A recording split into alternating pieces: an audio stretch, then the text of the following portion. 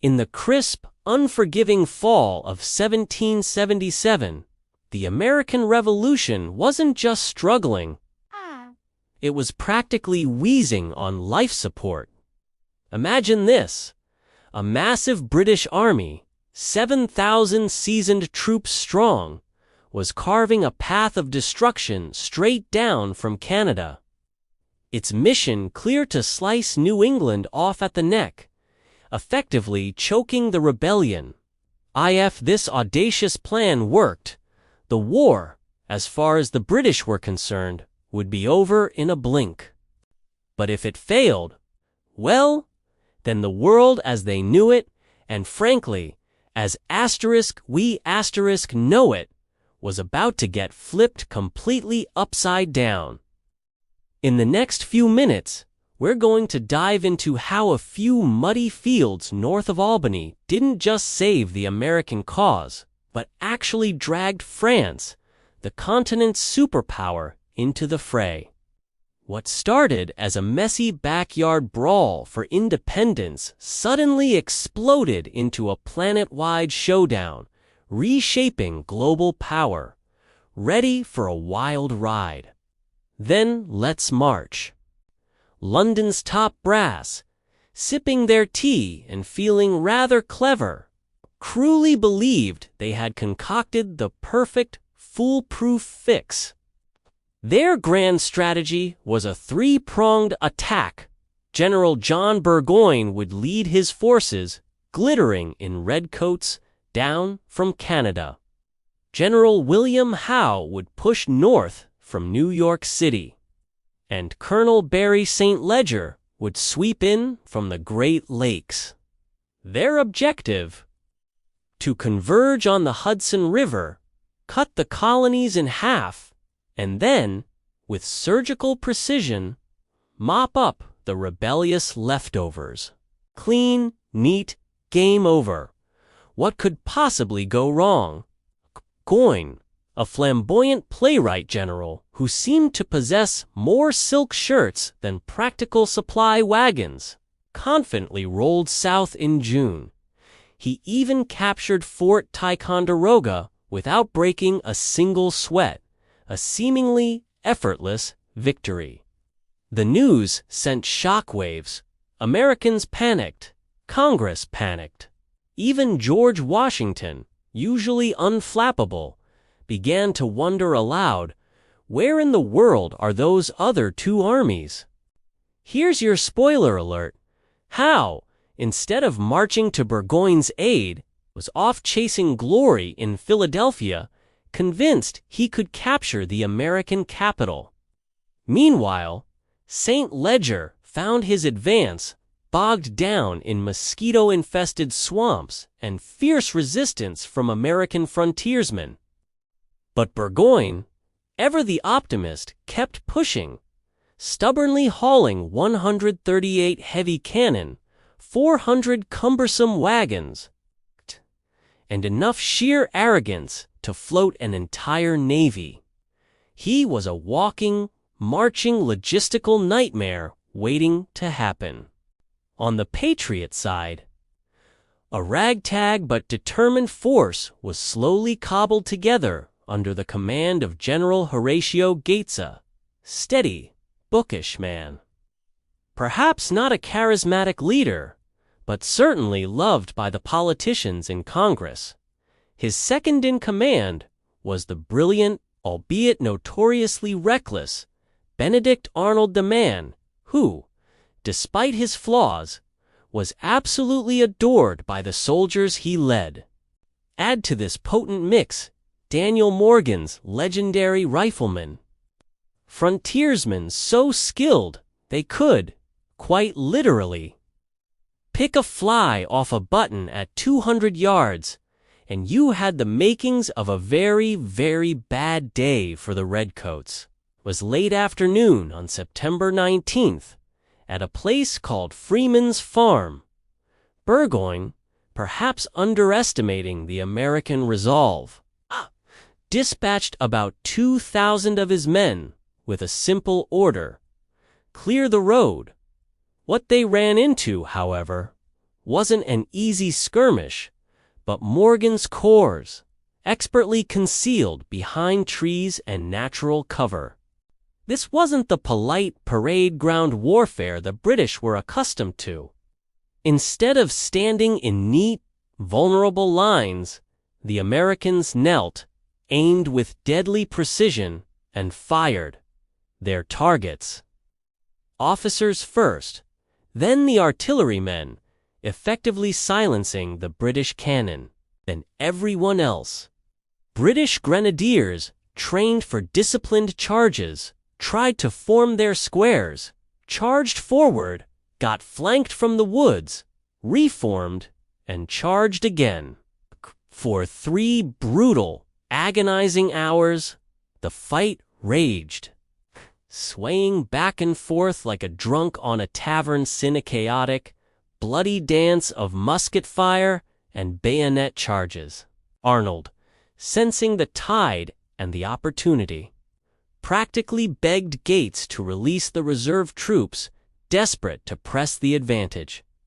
Gates, ever cautious and perhaps a touch jealous of Arnold's battlefield prowess, grudgingly allowed a single brigade to go forward.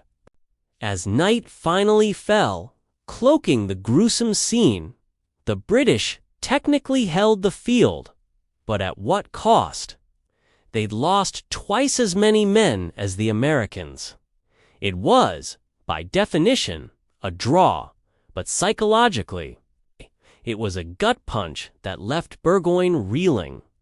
He immediately ordered his men to dig in, hunkering down, and waited for help that, unbeknownst to him, was simply never coming. The next 3 weeks were an absolute nightmare for Burgoyne and his beleaguered army. A relentless cold rain turned the encampment into a muddy, disease-ridden bog. Dysentery swept through the ranks like wildfire, weakening men already exhausted and demoralized. Desertions became a daily occurrence, a steady trickle that slowly but surely trimmed Burgoyne's one-sprout force. Provisions, already scarce, dwindled to dangerously low levels. Can you imagine? They were so desperate, they reportedly brewed tea from hemlock bark, a concoction that not only tasted awful, but could very well kill you. Though at least it was warm. Native American scouts, seeing the writing on the wall, began to drift away, their loyalty tied to success. Canadian auxiliaries, equally pragmatic, soon followed suit. Each dawn, American pickets, bolder and more numerous, inched closer to the British lines. Each night, the glow of their campfires seemed to double, a constant, unsettling reminder of the growing encirclement. General Gates, now commanding a formidable force of 15,000 men, had the luxury of waiting. Burgoyne, however, was running out of options. On October 7th, with his army starving and morale plummeting, he made a desperate gamble: break out or face utter annihilation. He left a mere 500 men as a rear guard, a sacrificial lamb, and lunged toward the American left flank on Bemis Heights, hoping to find a weakness, a way out of the trap. The roar of cannon on October 7th was like a siren song to Benedict Arnold. Despite being technically relieved of command by Gates due to their ongoing feud, Arnold, a man of pure battlefield instinct, stormed out of his tent, reportedly shouting, "A brave man dies but once." He didn't wait for orders. He simply leaped onto a borrowed horse, a whirlwind of furious energy, and began rallying to regiments. Then, with a primal roar, he smashed headlong into the British center, a human battering ram. The chaos was immediate. A bullet found its mark, killing his horse right out from under him. but Arnold, unyielding, simply mounted another. The fight continued, a desperate, bloody melee. Another musket ball tore through the air, shattering his left thigh, the same leg that had been wounded earlier in the war. Yet, incredibly, he kept riding, his face a mask of pain and fury, waving his sword like a madman, inspiring his men to unimaginable feats of courage. Meanwhile, Morgan's riflemen, those legendary marksmen, were systematically picking off every single gunner who dared to touch a fuse on a British cannon. Without their artillery, the redcoats, already reeling from Arnold's charge, began to fold. By sunset, the British were in full retreat, scrambling back to the dubious safety of their redoubts. Burgoyne had lost another 600 men, soldiers he absolutely could not spare. That night, as the cold reality set in, he counted his remaining effective troops, mere 5,000, now surrounded by 3 times that many angry, determined rebels. Surrender was no longer a question of morale. It was grim, inescapable math. 10 days later, on October 17, 1777, history was made. On the very same ground where they had fought so fiercely. British troops, defeated and dejected, marched out to stack their arms. They passed between 2 long, silent lines of American soldiers, many of whom had never won anything bigger than a tavern brawl before this. It was a surreal scene. Military bands played on in a moment of either incredible irony or subtle defiance. The tune was Yankee Doodle.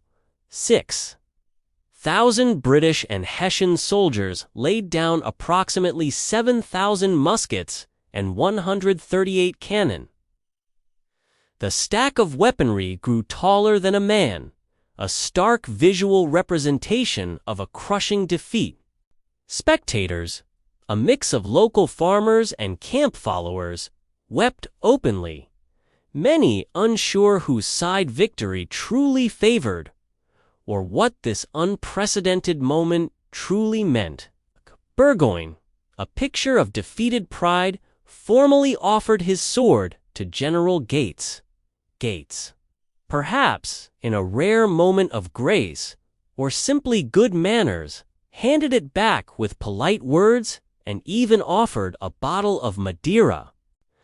The Convention of Saratoga, signed that day, promised the British prisoners safe passage to Boston and eventual return home, on the solemn condition that they would never again fight in North America.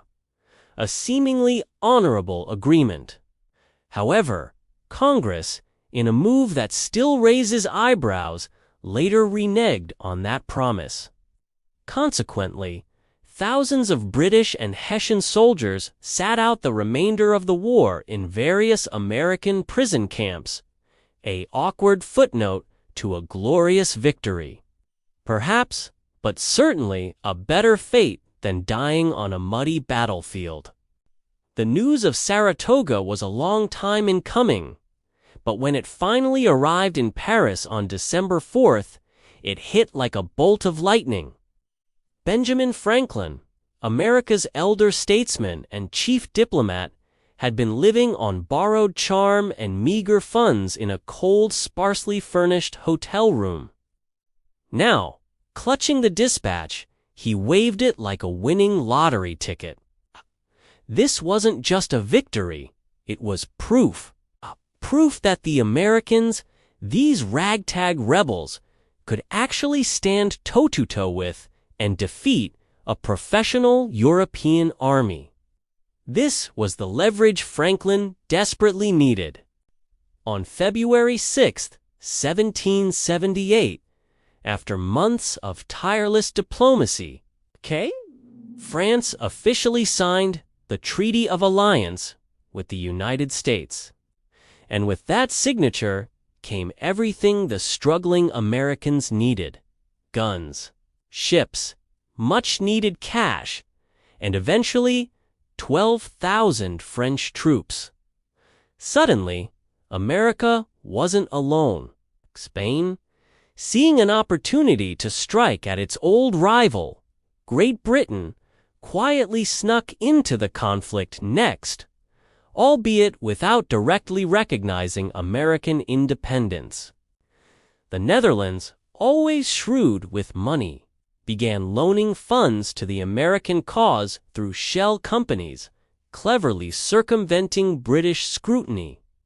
What had started as a colonial tax revolt, a localized uprising, had now exploded into a full-blown world war. With battlefields stretching from the sun-drenched Caribbean islands to the distant shores of India. Britain, once the undisputed global superpower, suddenly found itself facing not one, but 3 hostile navies and an arms race it simply couldn't afford. The odds, which had once been so stacked against the fledgling United States, flipped like a violently overturned table. But now, critically, they had powerful friends with incredibly deep pockets. This victory, this undeniable triumph, proved beyond a shadow of a doubt that the American rebels could indeed whip a professional army in open battle. This wasn't just a morale booster. It made them look like a safe, even smart, bet to European investors and strategists.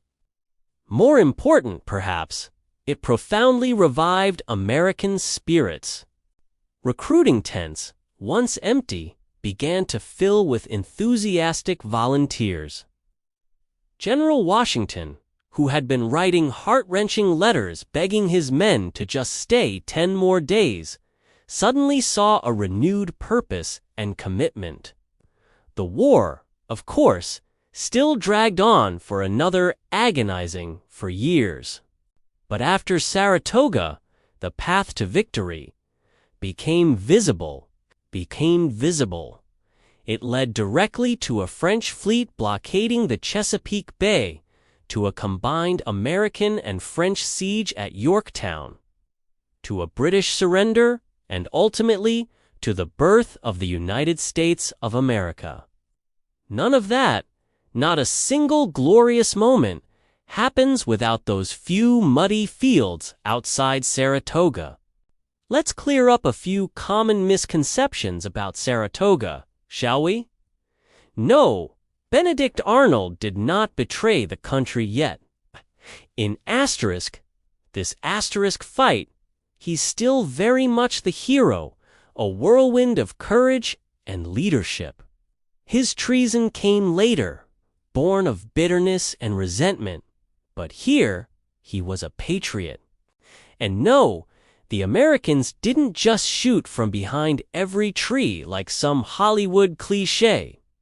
While they certainly used the terrain to their advantage and employed skilled marksmen, they also used sophisticated open order tactics mixed with classic linear formations, adapting their approach to the specific challenges of the battlefield.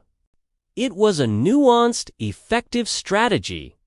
And finally, no, Burgoyne didn't lose because of one single colossal blunder. His defeat was a complex, tragic tapestry woven from a long chain of blunders. Yes, but also incredibly bad maps, even worse luck, and a whole lot of American grit. Ultimately, he was outmaneuvered, outsupplied, and outfought, often by an ordinary farmer's kid from Pennsylvania with a Pennsylvania rifle who could, indeed, knock an apple off a hat at 300 yards. History often focuses on generals and grand strategies, but sometimes the most profound stories are found in the margins. Meet Mariachi van Orden, a remarkable 23-year-old woman who started as a camp follower and became an impromptu surgeon. When British artillery shredded the American front lines, creating horrific wounds, Marachi didn't flinch.